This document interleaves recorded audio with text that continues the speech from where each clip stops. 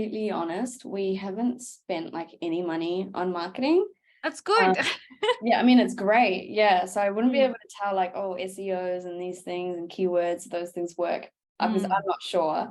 We do come up on Google somehow, but I think for us, it was a lot of word of mouth oh, and cool. Facebook groups because we found that our customer groups are mums and busy Mm, mums. So I got into a lot of Facebook groups and I just started, posting on there like, hey, we're doing collections this weekend. Like anyone got clothes, book a collection.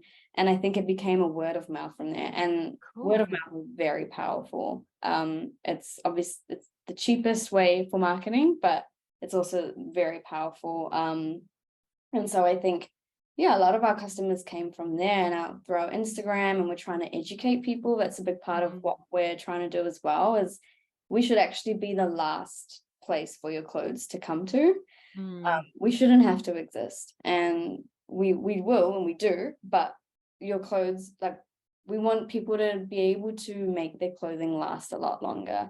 And I personally learned a lot of things from just the way that you wash your clothes, that makes a big difference. How you store, the type of material that you buy, those kinds of things. So we're really trying to educate our customers and our community of the best ways to take care of their clothing so it doesn't come to us. That's so cool. I love that. Like you're right. Like there's different parts of the problem. And, I think as business owners, oftentimes we kind of just focus in on why we're the solution and why we should be the thing that the go-to. But I really love that you're actually, if this is bigger than business, if you are trying to create an impact, you do have to educate people about the entire supply chain and also the actions they can take. Yeah, I love that. I think that's really cool. Thank you. Yeah. And also just, we sometimes get the odd like, oh, I don't like how you send it overseas. And I initially was like that first because, again, I didn't know that we don't have much infrastructure on shore. So that's another educational piece, is to like, yeah, we don't have things on shore to take care of the waste. Eventually, there will be bans for textile waste. But then what do we do if we can't export it and we can't handle it on shore? It's going to be a bit of the soft plastics problem that's currently going on. So again, there's an educational piece to it, and we're trying to start somewhere.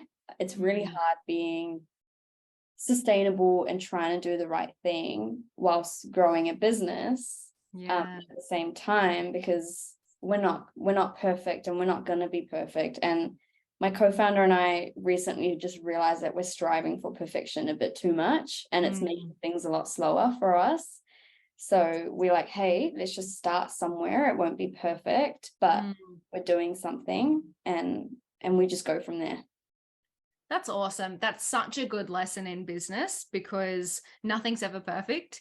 And even if you think you have it perfect, one of your customers will hate it.